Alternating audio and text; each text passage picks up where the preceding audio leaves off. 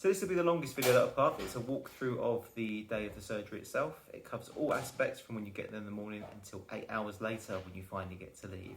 Hope you enjoy. Hello, so in this video we're going to be talking about the actual day of the procedure itself, and I am joined by my wonderful husband Pete. Hello everyone. Who also had the procedure done on the day after me. So Pete, how was your procedure? My procedure was absolutely fine. I wasn't particularly nervous beforehand, and yeah, it was painless. I wouldn't say it was quick. I mean, it takes all day, but yeah, it was fine. So on the morning of the procedure, they asked you wash your hair with baby shampoo and have a light breakfast, which covered in the previous video, but it just had like some peanut butter on toast, but wasn't allowed any coffee because you're not allowed caffeine for 48 hours before. But you had the same thing, didn't you, on yours? I had exactly the same thing. Exactly the same thing. See why we're together. And then you head over there for about 8 o'clock in the morning, and you go through some paperwork, and they get you to sign a few bits and bobs, don't they? Yeah, you have to sign like a medical consent form, so you have to read through all the terms and conditions, which part of them sound quite daunting. It says like you've accepted the fact that something could go wrong, which is the same for any medical procedure. It also says that you've considered all the alternatives, such as a hair system, which is just a very fancy way of saying a wig. All the other like medications and stuff like that you could take to help limit or prevent hair loss. It just says you confirm that you understand that those are all options for you, and you've decided that surgery is still the best option for you to go forward with. Exactly. So then they take you up to the room, and you kind of, first of all, you start chatting with the technicians. So on the day there's multiple technicians, and I think Pete had the same thing as me, where they kind of change throughout the day, but essentially they're doing the stuff that the surgeon doesn't, which is actually most of sort of the grunt work. So they take you up there, make sure you're settled in. They will prepare some of the equipment. Then the surgeon comes up, he'll have a look at your hair, he'll look at your donor area, and he'll see how good your donor area is, and he'll tell the technicians how many grafts they should be taking. So for me, they said it's a good donor area, you can take the maximum of 3,000. And then he marked out on my head, and I'll put some pictures up, of where the hair needs to go, essentially. Anything I missed? No, mine was the same, except I had 2,800 grafts taken, because the area that I've had done is smaller than yours. Yes, it is. So then they shave your head, annoyingly quite unevenly, I found. So yes. You can see now, like this length, which is the new hair, is different to back here, which is obvious, right, because it's new hair against old hair. But then it's longer here, so it's short. They took the donor hair, it's short where the new hair's gone. But then like the original hair is quite a bit longer, so I've got a bit of a friar tuck thing going on here. Yeah, so I've got a double crown and I've got a cow's lick, so my hair naturally just grows forward and outwards. So you can probably see like that. You can already see kind of the difference there. I suppose part of the reason is because when they take the donor area, like the grafts from the donor area, and implant them, they literally bick your skin. So it's going to be a lot shorter. However, what I did find is that when I had my head shaved before the process started, I ended up with like long bits of hair all around here, like certain little tufts around the back here, which isn't a massive problem, but you're not going to be able to realistically put that right for a while afterwards, because you're going to be like scabby and everything. Yeah, so that was a bit irritating. It's purely cosmetic, but it's just annoying. It's one of those little things you think, well, I wish they'd just kind of plan everything and then shave your entire head to the same level. But look, worse things could happen. So they shave your head, they then proceed to do the injections. So the technicians do the injections. And I'm not going to bullshit you, they are painful. They're quite sharp, but they last like a second. So they'll start at the back, which is a lot less tender. They'll go in there and you'll be like, oh, this isn't so bad. As they work their way around to the side, it stings. So I can't say that I found mine painful. They certainly weren't comfortable, but I found it tolerable. I could just sit there, because you start off face down when they do your donor area. And yeah, I kind of managed to zone out and just think, right, this is going to be over soon, and not really worry about it. Yeah, you don't get this many tattoos if you're scared of pain, and it's tolerable, like Pete said. It's just that is the most painful part of the day, which is great because from then on, it's just plain sailing. So from that point on, they lay you down, face down through a sort of like, almost like a massage chair with a hole in it. And they have a machine called a punch, which is kind of like, almost like a circular drill, if you like. It's basically like a punch, but it sort of spins and it bores out tiny bits of skin. So the width of a big pen nib. And they take 3,000, or for me, 3,000 of those from the section at the back here. So from there, all the way around. And they put those into, what do you call it, gauze? Gauze, yeah. Yeah, wrap them up and then keep them soaked in saline. And that part, I didn't feel a thing at all throughout the whole procedure. Yours was slightly uncomfortable at points, wasn't Mine it? was, yeah. So I had one technician who injected the anaesthetic into the back of my head. And she then got called away because there was apparently a female client in another room who wanted a female technician. So they swapped technicians. So the technician who took my grafts wasn't the one who'd injected it. And he started to stray into an area that wasn't quite numb. And I just said to him, I'm beginning to feel you working around there. And he said, I'm really sorry. And he stayed away from that area. But other than that, no, it was over. Yeah, it's fine. It sounds like a dentist drill when they're doing it. For me, it sounded like if you're having your head shaved and they go, you know, like, not with clippers, but you know, if you have like a skin fade and they use foils, it was like that kind of zzz, zzz. But yeah, it's not even, doesn't even make you feel like gross. It literally just sounds like a little razor. So what I would say though is that it sounds all right laying face down in a massage chair, but you're not in that position. So you lay face down, everything is fine, but then they want to start, well, mine, they started from this side. So you turn your head one way and they start taking the grafts. And then as they want to start working around, you have to move your face, which doesn't sound like a big deal. But when your face is through the massage thing, you end up a bit squashed. So that does get a bit irritated. And I also found as well where I had loose hair where they'd shaved my head, I was getting a tickly nose. So there was a couple of times I had to say, you need to stop a sec because I need to scratch my nose. And they were fine with that. There are several points throughout the day when it's uncomfortable, but the only pain is the anaesthetic. So they take the grafts, and that probably, I mean, for me, it was really quick. Like, she was even surprised. She said, like, this is the fastest one I've done. And I think it was maybe like an hour and a half or 2 hours to take the whole lot. Mine was 2 hours. Yeah, so it's not that long at all, really, considering they do 3,000 individual little punches and then taking the hairs out, wrapping them. I think they wrap them in groups of like a few hundred or so, I guess. And then for me, so you had a pause at this point, didn't you, for lunch? But for me, I had the surgeon then came in straight after that point. They put the anaesthetic at the front. The surgeon came in and he started making the channels. So that's where he cuts tiny little slits in your skin, basically to receive the hairs. But they have to be done in a specific way so that the hair grows out at the same kind of angle as the existing hair. Because otherwise, you can have, like when you cut a child cuts a doll's hair off, it just kind of sticks all over the place. That's what you'd end up with if they don't do it properly. So that's the part where the surgeon really needs to be involved. So he cuts those, and every little one sounds like a tiny bite out of an apple, like a little crunch, which I found a bit weird, but fine. But you were a bit grossed out by it, weren't you? I'm generally absolutely fine with gross stuff. Like, I watch videos of spots being squeezed, love it. But after about an hour of having the channels done and the little like kind of crunching noises they were doing it started to annoy me a little bit. Because you've got to bear in mind as well, at this point, the surgeon is in there. There was one other technician in there, and it was quiet. I didn't want to talk to them and distract them from what they were doing. They were barely talking to each other, just kind of covering off like, oh, we're doing this, doing that. Can you pass me this? Can you pass me that? So it was quiet, which didn't help things.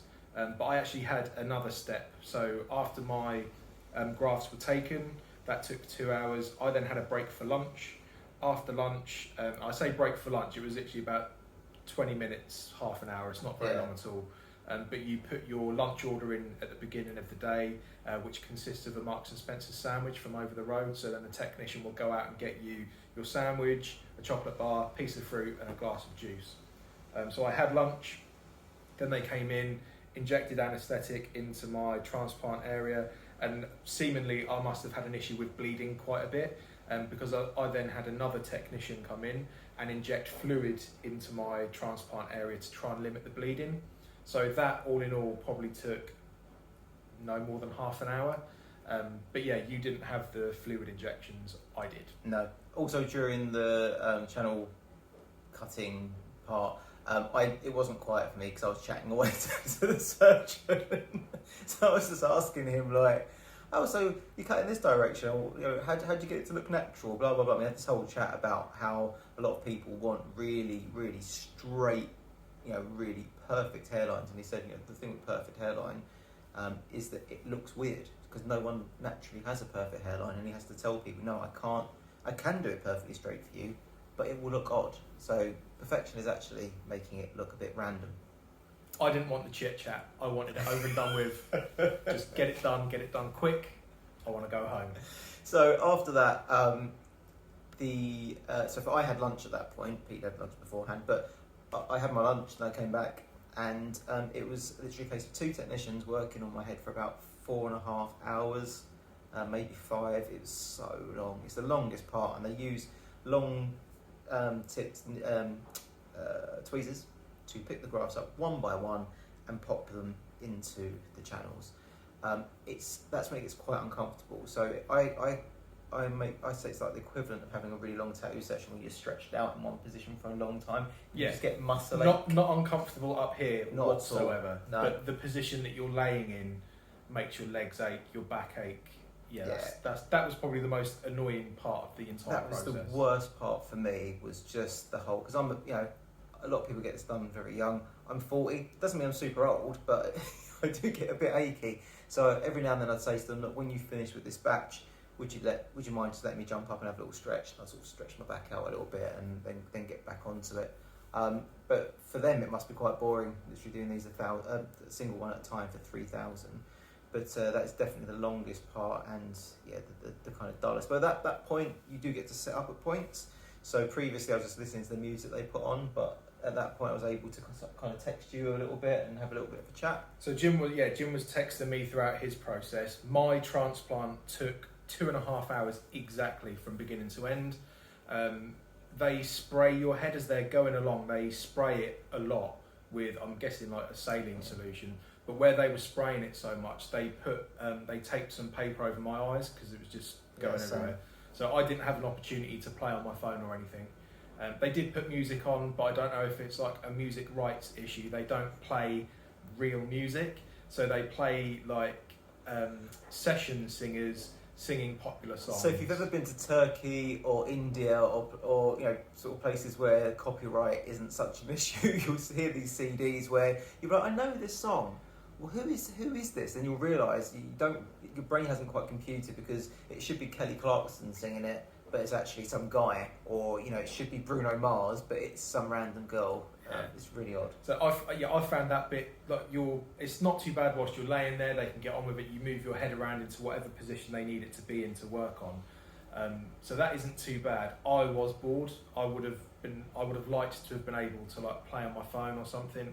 What I ended up doing, so we ended up, my transplant was done the day after Jim's, but we ended up having them both done in the same room. And where you lay in the bed, the door is in front of you, and there's a clock on the wall above the door. And to try and literally pass the time, I would wait until the clock got to like a square, like 2:05 or whatever, and I would then close my eyes and then count to see that if I could count 10 minutes. And then once I thought I'd counted to 10 minutes, I would open my eyes and see how far out I was. So I did that to try and pass the time. So what I would say it would benefit from is like a TV on the wall or something that you can just kind of zone out and just watch. I did ask if I put earphones in, and they said no because they'd get covered in blood. Which after the procedure, I'm like, yeah, that's fair. My ears were filthy after the procedure, the stuff that ends up in there. Yeah, but I did have a thing over my eyes, but as they sort of sat me up to start doing the back of my head, that was when they lifted that and they said you can play on your phone. Yeah. So they put those in, and then that's basically it, right? They'll patch you up. They'll put some gauze around here to pack this anaesthesia. The top stays exposed. They put a elasticated band around your head that has Velcro on it, and the reason for that is that you've got the anaesthetic in there, but also obviously build up any other fluids under your scalp during the procedure, and you get a swelling above the band, and the band essentially stops that fluid dropping into your face. Because if that happens, and you'll see this if you look online, people end up looking like boxers. They have really puffy eyes and cheeks, so that's there just to stop that from happening. Yeah, so I had the band as well. However, my swelling did spread down a couple of days afterwards. So it all like spread down to here. My ears ended up sticking out a little bit. Like, it wasn't painful, it wasn't uncomfortable. I didn't even notice that anything was wrong until I went to squeeze a spot on my forehead, and there were just like massive like craters where my skin just sunk right in. Yeah, it's fine. After I'd had my transplant done, well, actually, you had the same. The plasma-rich injection. Plasma-rich platelet injection, which aids healing and helps the transplant settle in quicker. So they take a sample of blood, which took no time at all. They go off and centrifuge it for 10 minutes to get the plasma out, and they come back, put that into a syringe, and just inject it into your head. Your head is still numb, so you don't feel anything, and that whole process probably took no more than 20 minutes. It took a while longer for me. It's the one frustration of mine from the day is that they seem to have an issue taking my blood because I've got fully tattooed arm, both arms. They were saying it's difficult, and I said no, it's not, because I've had blood taken many times. And I showed them where the veins actually have a very prominent vein in my arm, but I think they're basically kind of scared of messing it up, and by being scared of messing it up, they messed it up. So they ended up having to take blood twice from 2 different veins, which was annoying, but it's fine, you know, it doesn't particularly hurt. I was more annoyed because it was the end of the day. By that point, I'd been there like 8 hours, and I just wanted to go home, and you were waiting outside for me, weren't you? So it's a bit of a faff. But look, they were lovely. They were really, really nice all the way through. I can't fault their manners, their professionalism, the cleanliness. It was all perfect. Just that last bit was a little bit annoying. But that being said, you know, once it was done, they let you out the back way, which is nice. So you don't have to enter the busy high street. Got picked up, went home, and didn't feel a single bit of pain all evening. Went to bed with my travel pillow around my neck, and I cling filmed it the first night, but actually there wasn't too much in the way of kind of leakage or anything from my head. So yeah, sleeping upright wasn't much fun, but apart from that, yeah, I think all in all, pleasant experience. Yeah, it's fine. So there you go. That's what to expect on the day if you go to the place where we went. I'm sure most places are the same. There were a few things there that were uncomfortable. The injections were a bit painful, but honestly, I've been through way worse, and I'm really, really happy with the result. I mean, it's got a long way to go yet. I know that all this is going to drop out, but yeah, I'm happy. You happy with yours? I am so far, yeah. I mean, I had relatively longish hair before anyway, and I'm planning to grow it anyway, so mine probably isn't going to be as noticeable as yours because you've had loads filled in. But yeah, the only thing I find weird is that the scalp transplanted area is still numb. So I can feel the hair here, but I can't feel myself touching, which is a bit strange. But apparently that can come back in a few weeks or months or whatever. I've actually noticed today that I think I'm starting to get some sensation back, but honestly, I'm not worried about it. So there you go. That's what to expect on the day of your transplant. If you've got any questions, then just ping them over. And as usual, you can follow me on the socials at Beef and Teeth for little snippet updates as time goes by. And if you want to follow me on socials, follow him and you'll find me. Thanks for watching.